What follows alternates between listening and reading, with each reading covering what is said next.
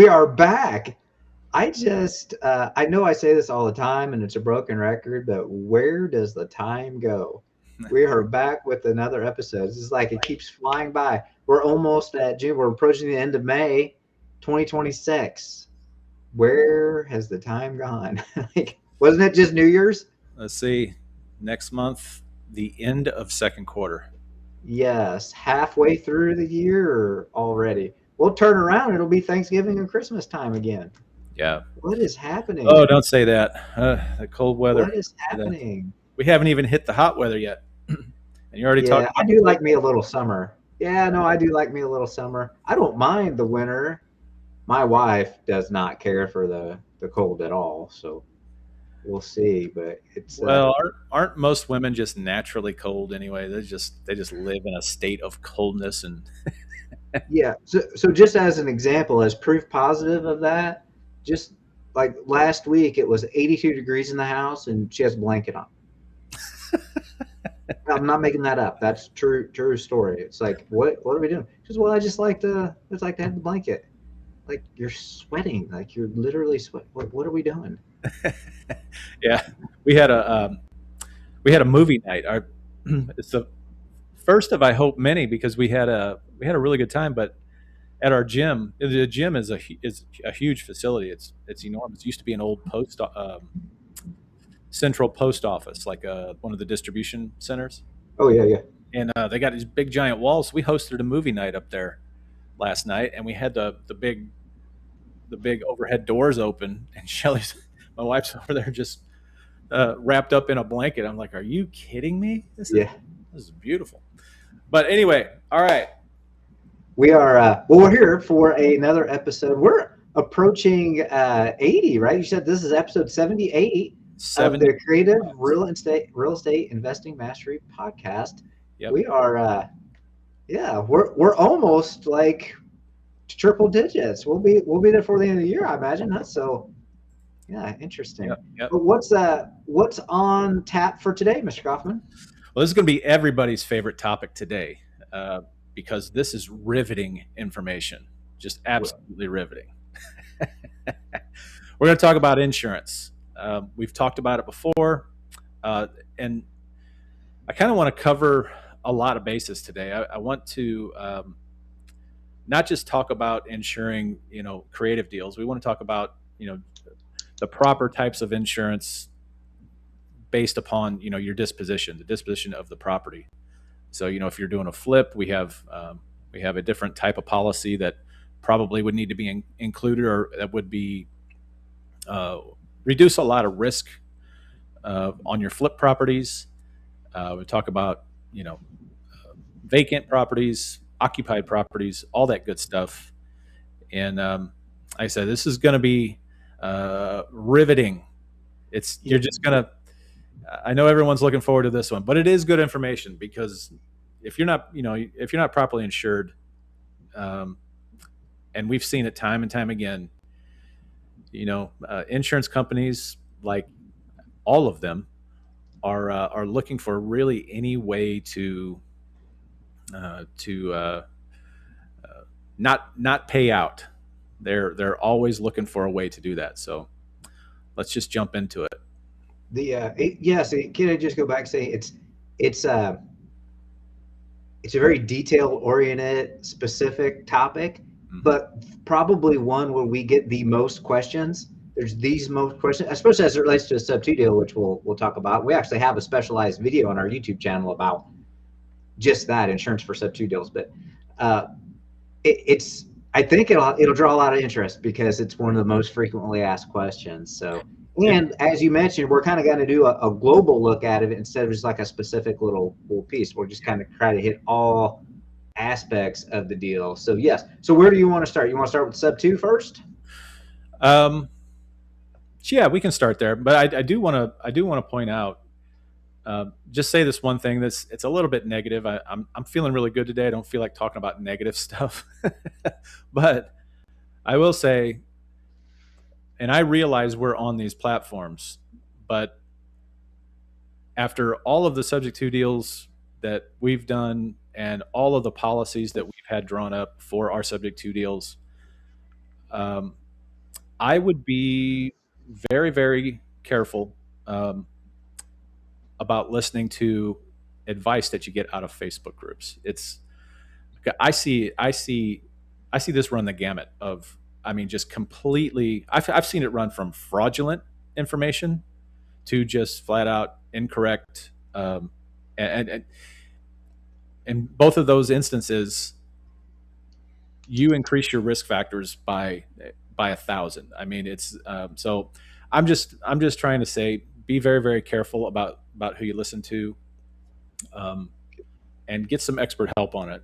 Even even your insurance provider can provide that, a really good, uh, solidly built policy. But there are specific things you're going to want to look for, particularly when it comes to subject to deals. So Yeah, can I expand on that for more? I'll just flat out say too, I have seen advice from subject to creative gurus that have a lot of followers telling them to have two active insurance policies at the same time on the property. fraudulent, That fraudulent.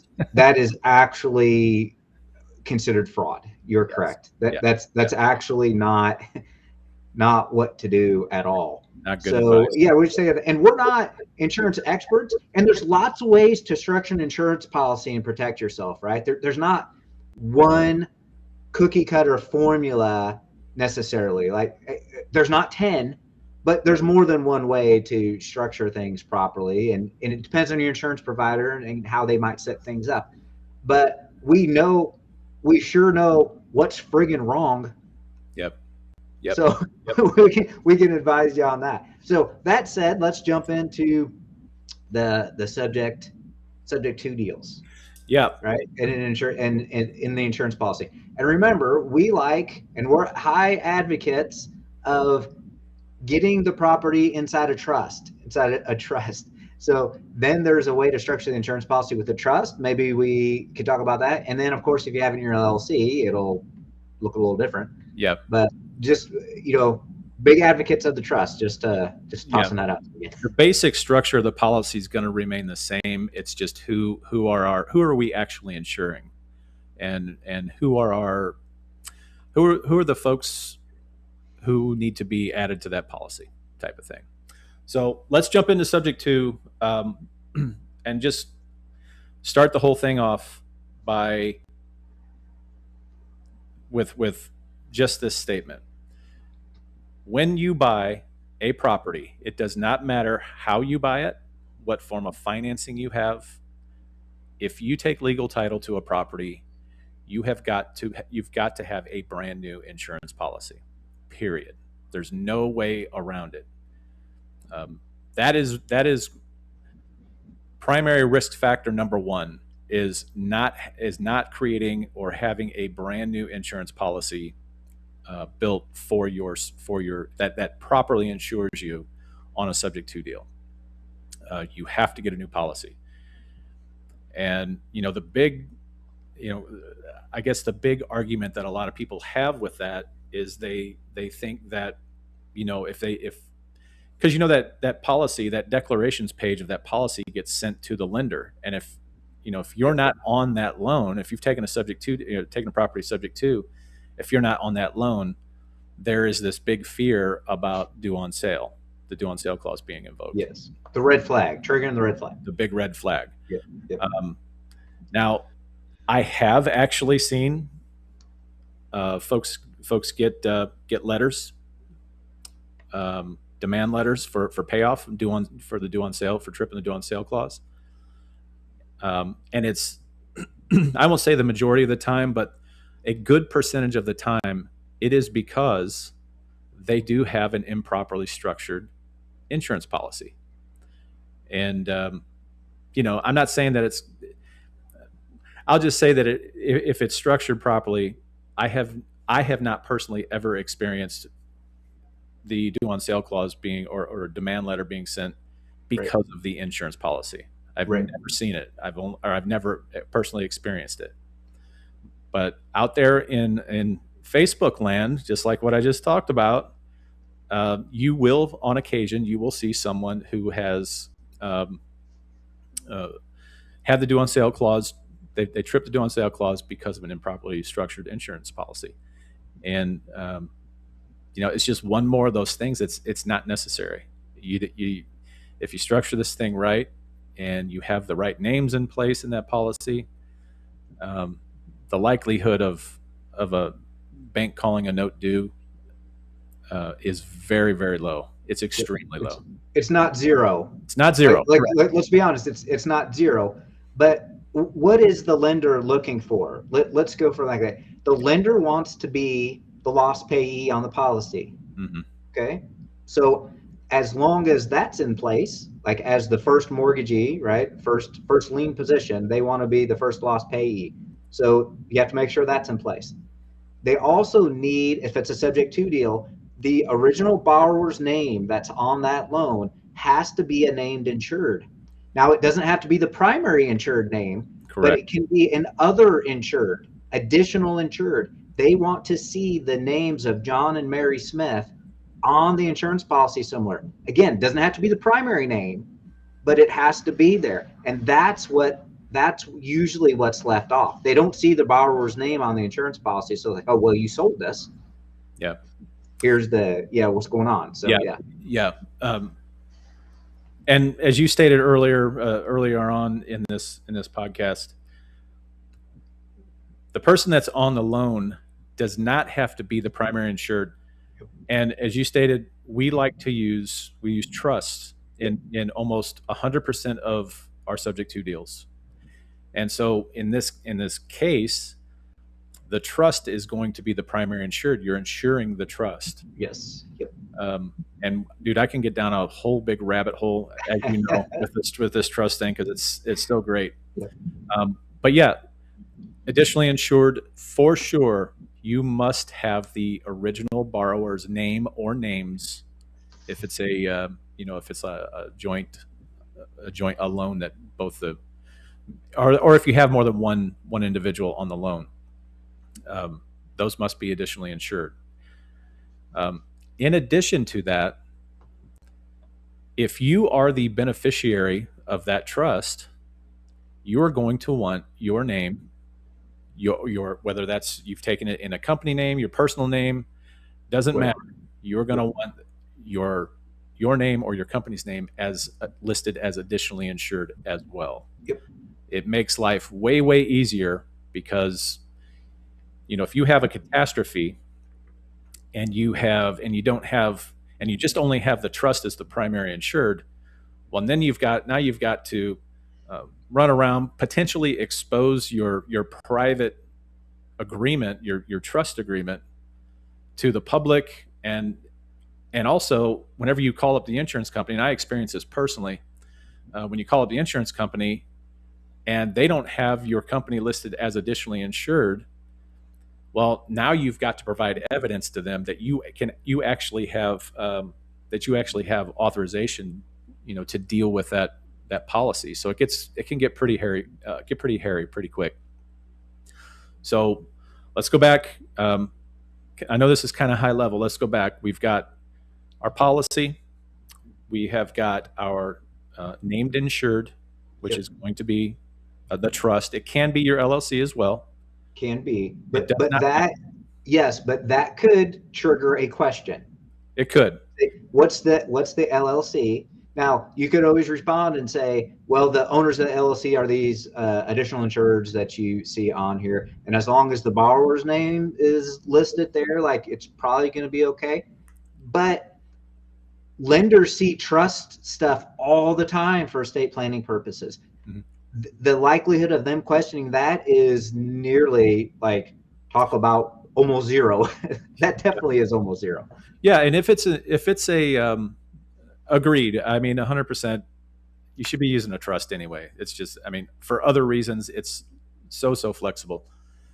But if you do use your LLC and it's an investment property, or it's being turned into an investment property, Fannie actually has provisions for this, and they will allow you to transfer it to an LLC, and not necessarily, it's not necessarily going to trigger anything, but it's just a higher risk factor.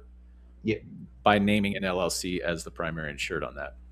Yep. So go ahead. Again, like you said, though, just make sure the borrower's names of the sub two Yep. loan, just make sure the borrower's names are easy to see Yep. on the declaration page that's going to be sent Yep. to the lender. So, Yep. For sure.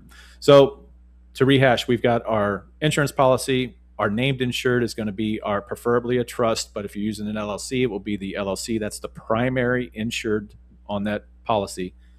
The additionally insureds are going to be, if it's in a trust, well, the additionally insured is going to be whoever's name is on the loan. That has to be there. Then we have, if you're using a trust, we highly recommend adding your, however you have taken beneficial ownership of that trust, have that entity or your name listed there as well. The primary one, though, the big one, is the lost payee. The lost payee is going to be that lender that's in first position. And by the way, if like our deals, we like to get into deals with little or no money if possible. Sometimes we'll borrow that money yep, and put a second lien on that property, yep, where that lender will be in second lien position. That's going to be your secondary loss payee, yep, your second loss payee. yep. So if you guys have any questions about how this should be structured, if this is confusing, leave some comments for us. We'll be happy to go in and answer them for you. But that is a properly structured insurance policy on a subject to deal. Yep. And can I just for a moment, some insurance companies, some insurance agents, well, and companies, I guess that's probably a fair statement, don't really like to deal with the whole trust thing. They like their insurance policies to be very, very specific. Here's the borrowers on the loan, Mr. and Mrs. Smith. Property's titled under Mr. Smith's name. Here's the loan and the loan number. It's the cookie cutter type of stuff.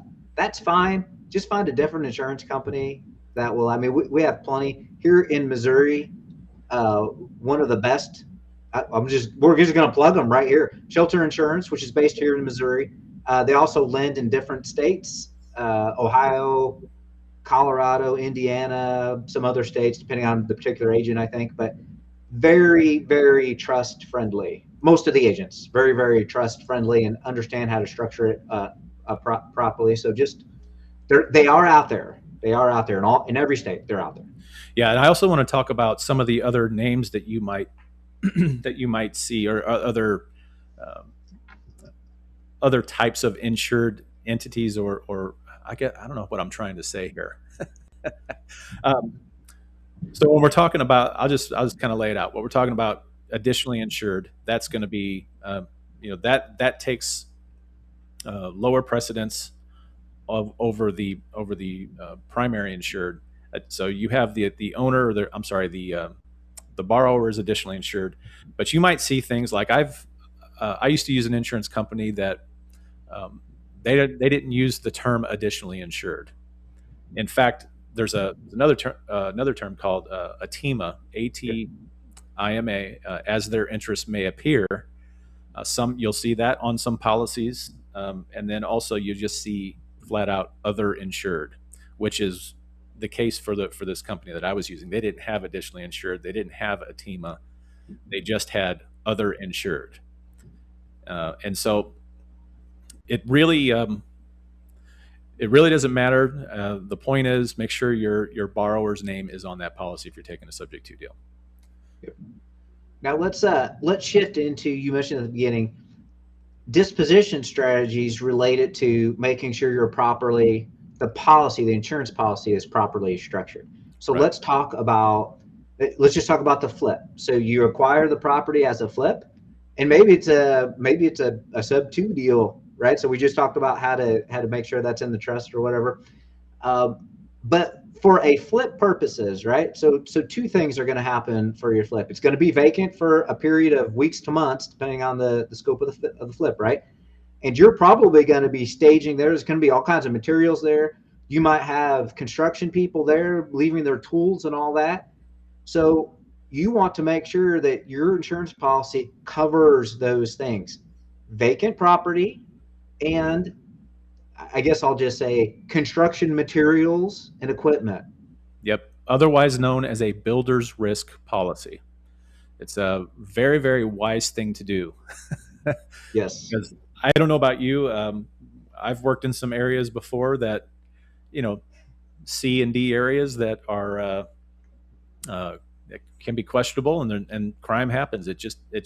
does. And I've always said nothing scares me more than a vacant property. I hate having a vacant property, and you know, especially if I'm going to be responsible.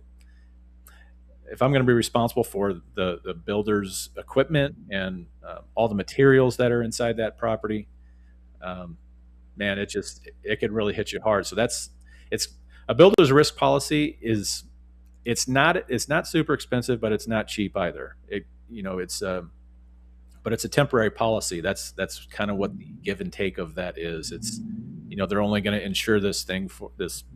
You're only going to have the builder's risk there for 6 months or something like that. So it's not Yeah. like the insurance companies can they're not going to make their money on a long term policy here.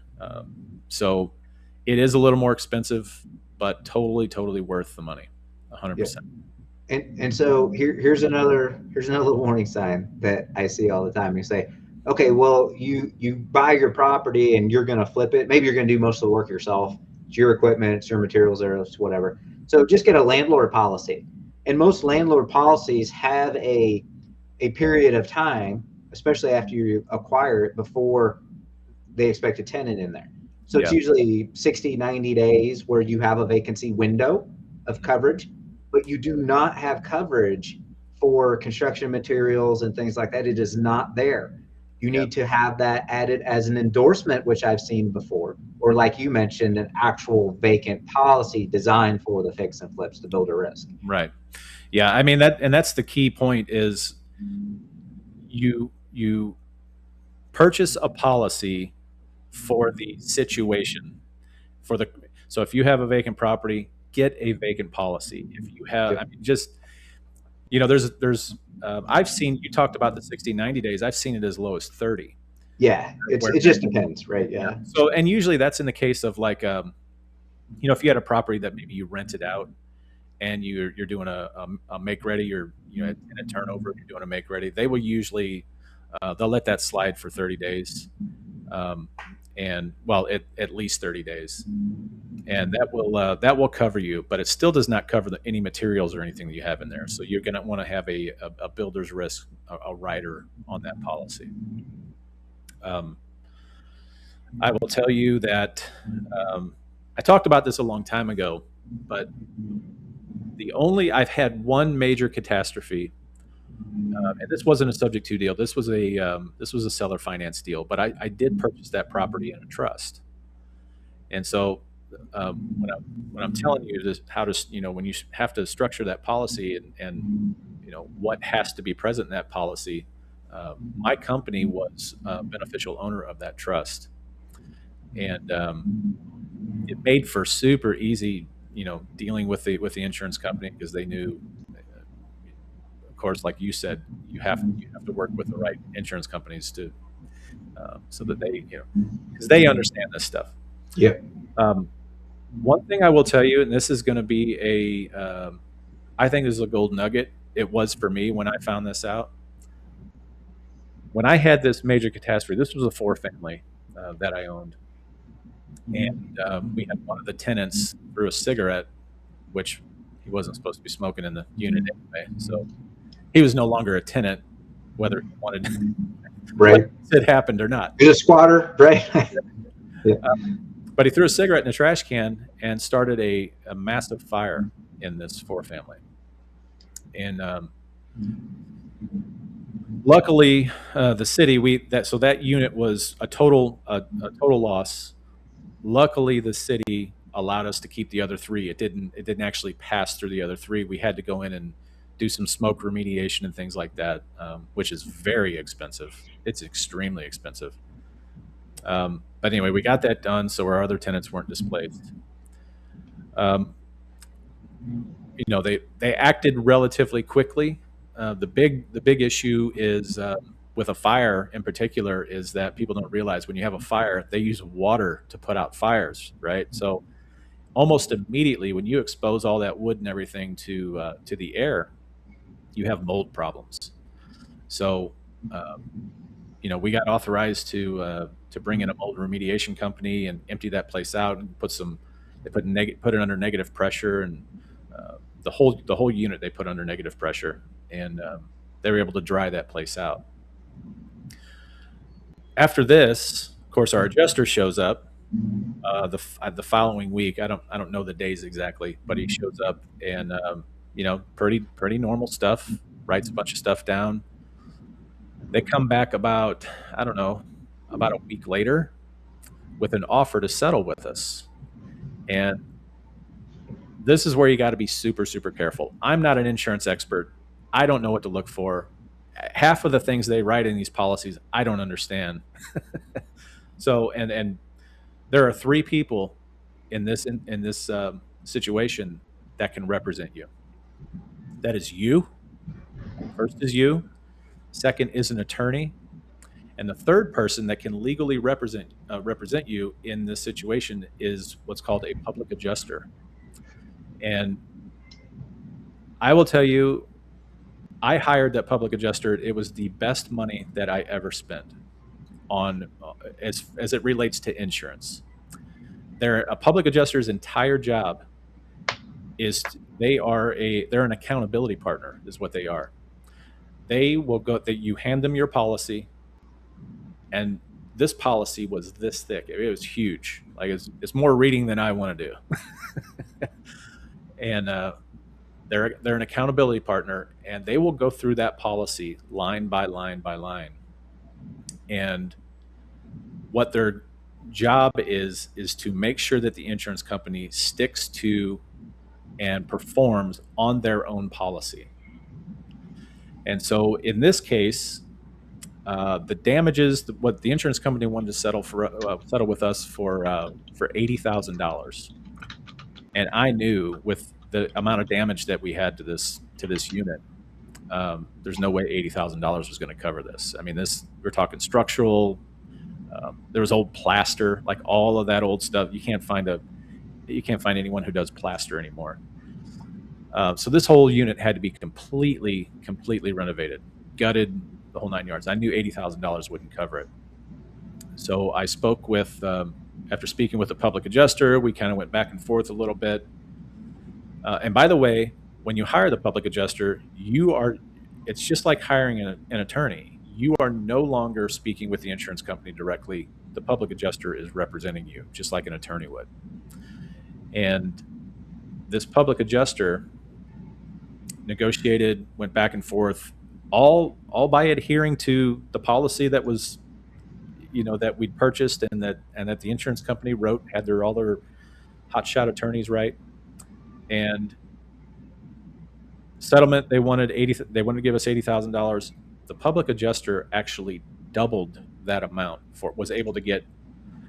He gave it. We ended up getting a check written to us for $160,000. And this particular public adjuster, his fee was 10% of that, so that's $16,000. And that sounds like a lot of money. I mean, I was like 16 grand for reading a policy. But once I saw everything that he did and everything that he was able to accomplish, and all the little things that he caught the insurance company not abiding by, we ended up with a check for $160,000, which was, we were able to make him, completely rehab that unit, and we were able to fix up some of the other stuff on the property. So I highly recommend using a public adjuster in cases where you've got a major you got a major catastrophe, a major event. Public adjusters are worth their weight in gold. They're awesome. You can find them anywhere. You can find them all over the United States. It's just not talked about that much. People don't. Yes. And up until that point, I'd never heard of a public adjuster. I didn't even know. I had no idea. So yes. And the insurance companies are hoping you never find out. That's Like, right. don't Google that, right? Don't Google it. So you can just Google public adjuster and find out what the deal is, or find one in your area Yeah, if you need help with something. Yeah. totally, totally worth it, man. The best money I ever spent, honest to God. So, all right. So, So one more thing, maybe before we wrap it up, too. Can we talk about making sure? So we hit the big ones, the sub two deal. Obviously, we talked about making sure, like if you have a flip or a vacant policy, making sure you have the right clauses in there. But can we talk about making sure that you have appropriate levels of coverage that's a good point. on your insurance policy? Most real estate investors actually have policies that are underinsured. Hmm. They're not going to protect you. They might pay off the note that's on, that's on there, because the lender is going to make sure that the amount of the policy covers their loan, right? That's like rule one. It has to be there. But will it really protect you ultimately? In other words, is it replacement value? Like in a worst case scenario, the single family home gets hit by lightning, it burns down. There's tenants in there, right? So you probably have a landlord policy.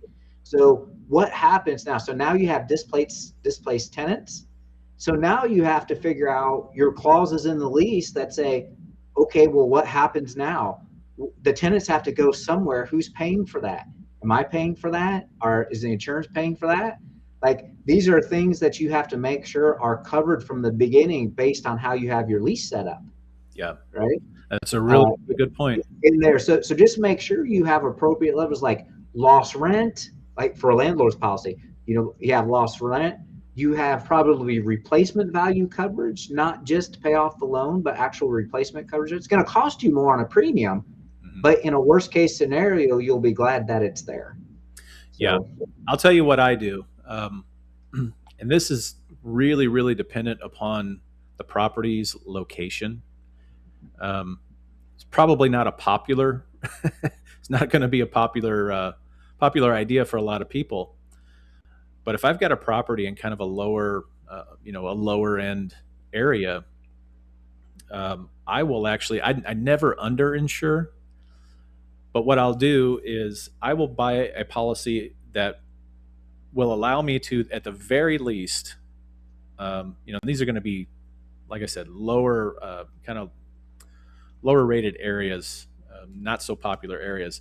I'll buy a policy that will cover, that will, if I have, a loan on it or whatever it is, it'll cover the loan, and it will also cover the tear down and leveling of that lot.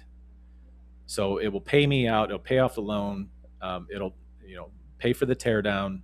It'll pay for all the remediation, everything that has to happen on the lot, and which generally runs around 20,000 or something like yeah, that, depending yeah, on I the. was gonna say about another 25,000 or so. Make sure you have, yeah. Yeah. So, and then I have a lot that I can sell. Yep. So Free and clear. You free. now own the lot free and clear that you can just sell. Correct. Right. Or build on, or partner with the builder. And Yeah. Yeah. yeah, Absolutely. But otherwise, it's going to be, like you said, replacement cost. Um, I don't think that should even be negotiable. Replacement costs. You're not saving that much money. You're really not. You might it's not. spend another, $300 or $400 a year on that policy for a replacement. Yeah. I don't know what they call that in a policy. And One if other, go ahead. it's tenant occupied, or you're seller financing it, right? They're paying for it anyway. Yeah. So, Yeah.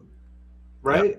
Yeah, don't even worry about it. Make sure that stuff's covered. Make sure that your real estate empire is covered sufficiently. It's one of the most overlooked things, because every real estate investor, especially starting out, wants to save money. So, $300 on this policy and $300 on that policy, and 6, 8 policies in, that starts turning into real money. Well, you'll think twice about that as soon as there's a first issue. And Yeah. also, too, just from personal experience, make sure that you have vandalism coverage in your landlord policies, Hmm. Yeah. right? Yep. Vandalism coverage in your insurance policies. So what that means is when the disgruntled tenant who lets their dogs piss and shit in the house for years and years and destroys the floor, the subfloor, and the ceiling of the tuck under garage below, and all of that, and that all has to be remediated. Well, technically, that's vandalism if you don't have that in your policy. Like, just make sure that in a case like that, the tenants trash the place. Like, and different insurance company call it different things. They might say vandalism's an act where somebody comes onto the property, trespasses, and do that. And say, okay, well, what's the clause and what do you call when the tenants trash the place on the way out, and how am I covered? Like, Yeah, you just ask those questions. for sure. The only other thing that I would add to that is there isn't a policy on earth that comes with, um, and I don't want to say flood insurance because it's a different type of flood insurance. I'll give you an example. In fact, just yesterday, a relative of mine called me in a panic because her sump pump quit working in the basement, Yep. and her basement flooded. I mean, it's total destruction. It's clean water, so she's lucky there. But so there are certain instances something like that's going to be covered. Something that Water backup. the sump pump would be covered, and these are the little nuances that you need to ask questions about from the agent or the company that you're buying your policy from. Something like that would be covered. It's a pipe in the house burst, and it's not an act of God. It's just it could be poor workmanship. However, in an act of God situation, and especially if you have a basement, I would highly, highly recommend getting a flood insurance policy. It's not like you can be in a zone X FEMA zone, and absolutely no way. You're talking about a 50,000, or is it 50,000 or 500 year flood or something. 5,000, yeah, which happens every 5 years, right? But that would be zone X. So that's what they're telling you is with that FEMA zone is that it's highly, highly unlikely you're going to get a flood. But water tables don't care about FEMA zones. And if you have a flood, especially if you've got a basement or a sewers run underneath homes. You drain straight out into a sanitary sewer. That stuff backs up, and that's the type of stuff that they do not cover. Yep. And I'm telling you, this happened in my house. This happened in the house that I'm sitting in right now. And most most water treatment or sewer companies, they are quasi government agencies, and they have something called sovereign immunity, and they will claim it, and they did, because this happened to me twice. They claimed sovereign immunity, and the first time it happened, we had a $40,000 loss. That was the estimated loss because we have a finished basement. And they gifted us a $4,000 check to help the sanitary district here. They gifted us a $4,000 check. The rest of it was on us. So we called up our insurance company and we said, "Is there anything we can do?"